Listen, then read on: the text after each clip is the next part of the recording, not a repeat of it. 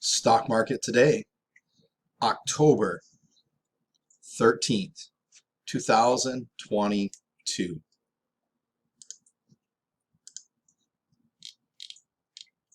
Nasdaq up 2.23%. S&P 500 up 2.6%. U.S. Treasury 10-year yield up 6.2 basis points. Gold down 0.35%. Bitcoin up 1.28%. Oil up 2.07%. Consumer price index was reported today, and this is what we're looking at.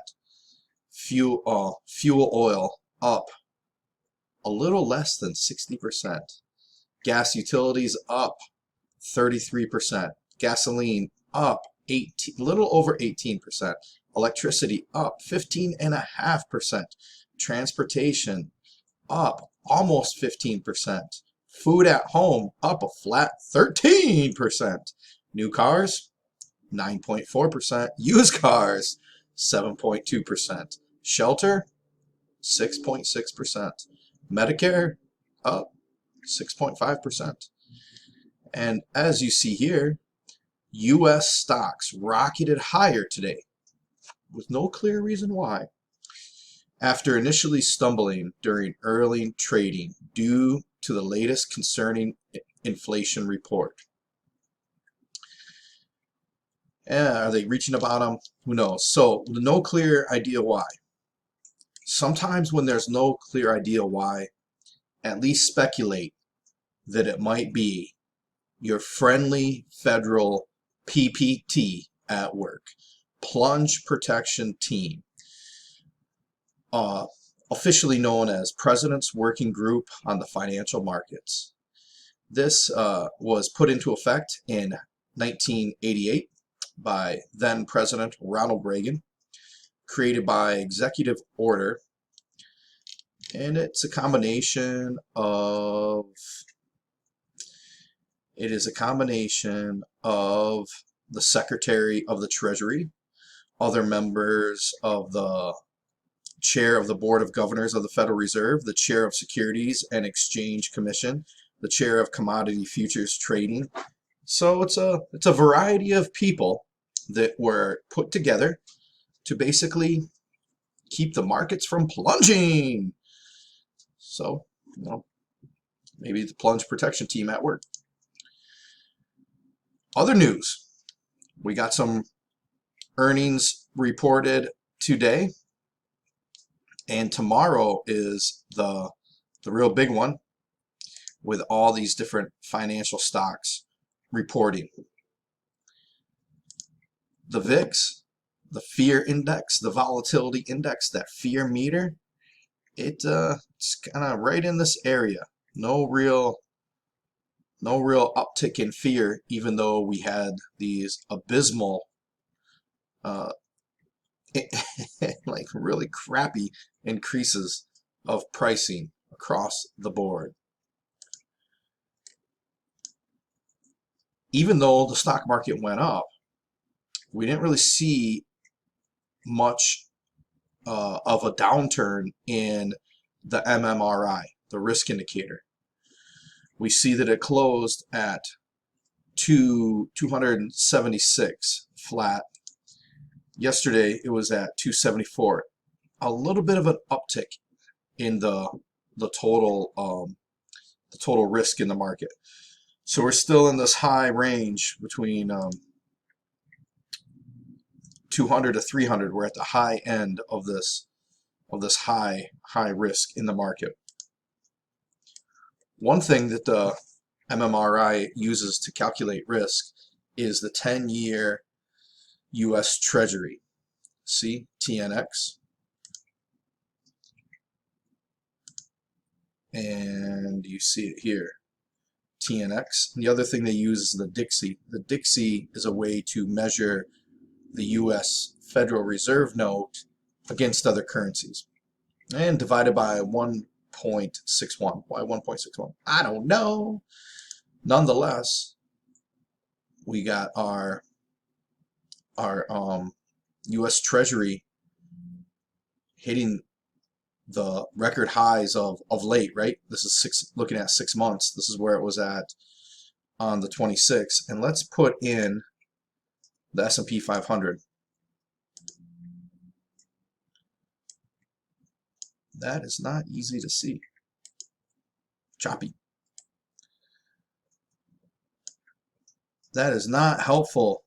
It's too choppy. This line, our line chart just really broke up. But generally, what has been happening is when the U.S. Treasury, that looks a little better. When the U.S. Treasury goes up, stock market goes down, and the Treasury went up just a little bit, but we can see it as we're zooming in here that the stock market overall has been going down as this Treasury has been going up. It's not 100%, correlated with it. I guess Treasuries started rising. Here's where the most recent drop in the market, right? And you can see over on this side, look over here while I do that, right? U.S. Treasuries started going up, and then we had this decrease in the market. So we'll see if how long this little rally is going to last for. Speaking of that little rally, let's take a look at that little rally. S&P 500. We see, look at that. Boom! Shot up today, right? Extreme amount of volume. But our overall downward trend, we're gonna need several days like this to get this trend to reverse. You can see here throughout the day what happened. It opened lower and then slowly started creeping up and then kind of went sideways. Technology. Yeah, same looking picture, right? Same looking picture. Same looking picture. Really big update in that technology. Healthcare. Wow, look at that. It's so massive. Now those the other ones, they were in between the support and resistance. This is really, wow, this is really bringing it to a new level. And gap lower on the open, and then same thing. This is in 15 minutes here, so we see in 15-minute increments right around here it really shot up and then just kind of went sideways, sold off just a little bit. You see that right at this 25-day moving average. Financial sector, which remember all these a lot of banks reporting tomorrow. Similar picture here, right? It just shot up, increase in volume, but our long-term trend still looking the same. And after one day, it's not going to be generally speaking, after one day, even a big day like this, it's not going to be enough of just one day to change this big trend. And we had look at that big selling volume that came in. We won't really see much on the candle, but it was some selling volume came in. So same thing, dropped down, went up right around here, really went up strong here, went sideways, went up strong here, and then went sideways for the rest of the time. Consumer discretionary basically looks the same, however, just not as wide of a range of candle. And second day of big increase in volume,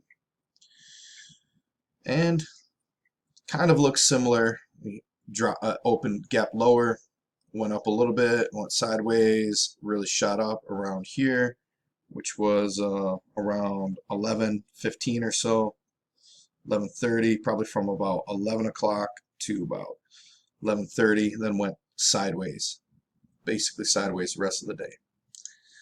IWM, same story, isn't it? And if we really didn't analyze the small details of this, it's like everything looks exactly the same so far. Big picture trend looking the same, big shot up, big amount of volume. See similar unfolding. Qs, let me guess, it's probably going to look the same. Sure enough, look at that.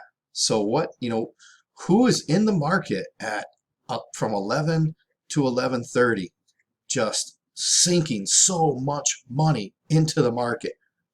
Who could it be now? The dollar. The dollar went down. You know, we've talked about that. We talked about this on other videos, that not all the time, but you have to be able to at least be open to this idea that sometimes it's not the value of something going up or down. It's the fiat currency that you're using to purchase it. It's that purchasing power of that fiat currency going up or down. So we got a big drop in the dollar today. I don't think that this drop is not as big as this uptick we saw in these 1-day candles over there. And I'm not trying to suggest that this drop in the dollar today is what caused that big uptick. If anything, if I was going to suggest something, you see what I'm suggesting. I don't know for a fact. It's just a speculation. So we see around here. Let me guess. Let me look. Around 10:30. Around 10:30, dollars start dropping. So it was a bit of the other way. Opened up. Yeah, you know, gapping up just a little bit. You can see on that candle. Maybe you can see it, and then kind of dropped down, went sideways, then really dropped between 10:30 and then 10:30 to about 11:30, and then kind of start going sideways. TLT representing 20-year bonds. And overall, our outlook kind of still the same, going down. So it's interesting. We'll have to see what happens as we go into these earnings, especially the banks. It'll be interesting to watch to see what happens. And what happened with oil today. So oil, we had this kind of seen possibly building a base at around the $86 range at that 50-day moving average, and looks like maybe it's going to kind of, for a moment at least, going to stay stuck between the 200-day moving average and the 50-day moving average. But it wouldn't be surprising, because when we look to the left, we see that, right? It likes to get caught, or likes to draw support at this $86 range. Gold,